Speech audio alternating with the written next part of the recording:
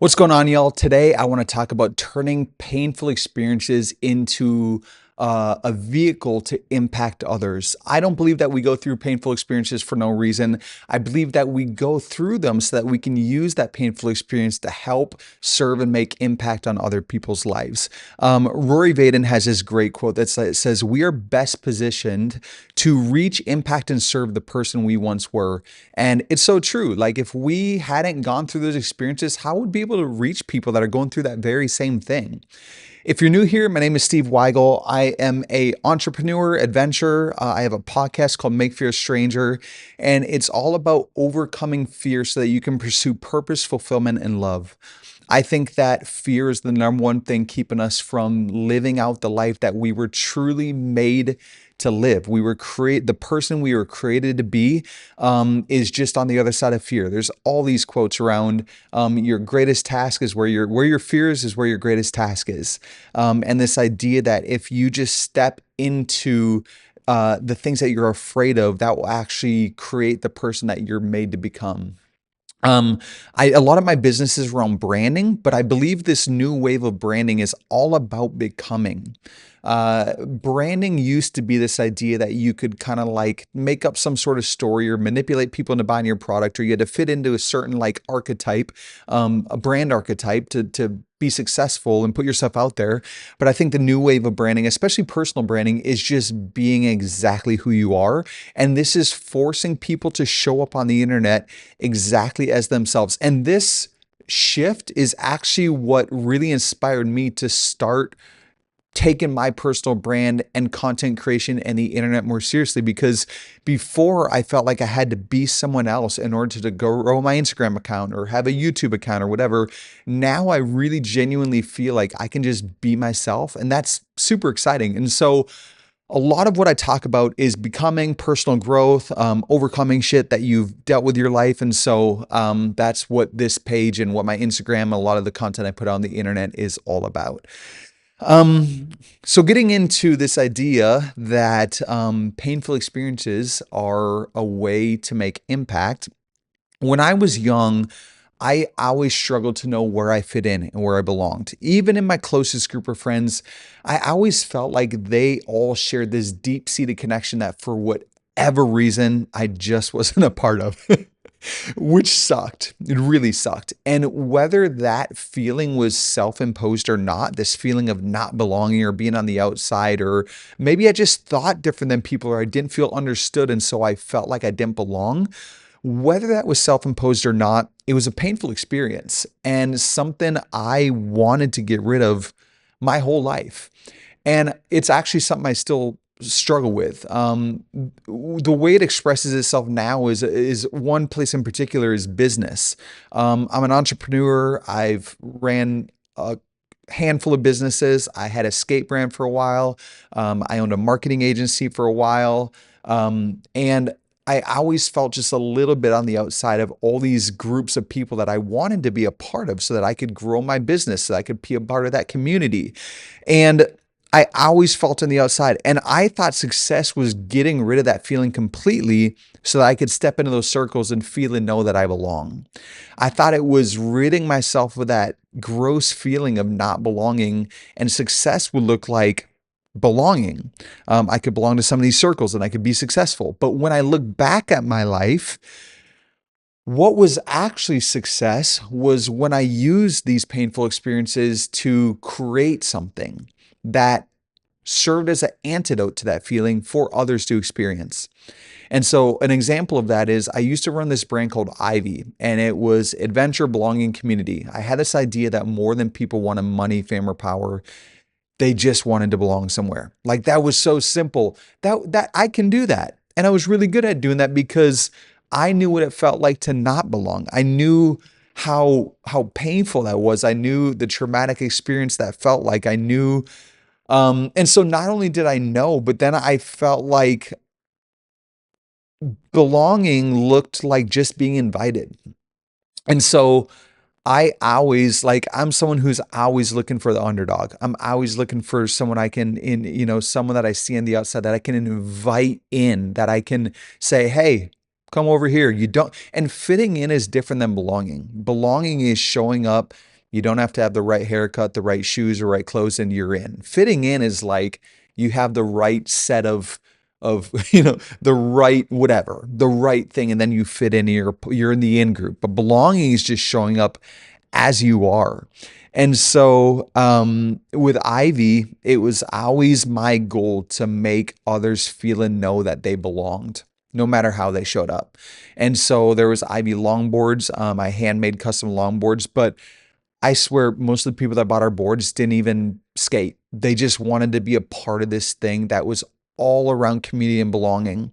Eventually, I launched Ivy Adventures, and I would open up trips for people to come on with me. So I'd be sailing in the Caribbean, or I'd be doing humanitarian work in Thailand, or I'd be, snorkeling in Mexico, or hiking in Colorado, or whatever, Costa Rica.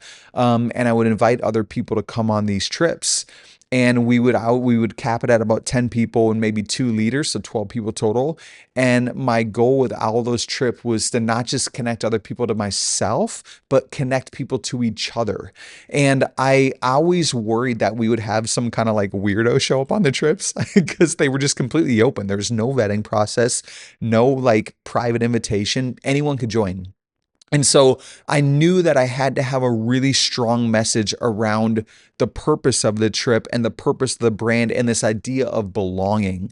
And so, because I knew I wanted to attract the right people to go on these trips, because if you sell a product to someone who's not really part of, that mindset around community belonging, no big deal.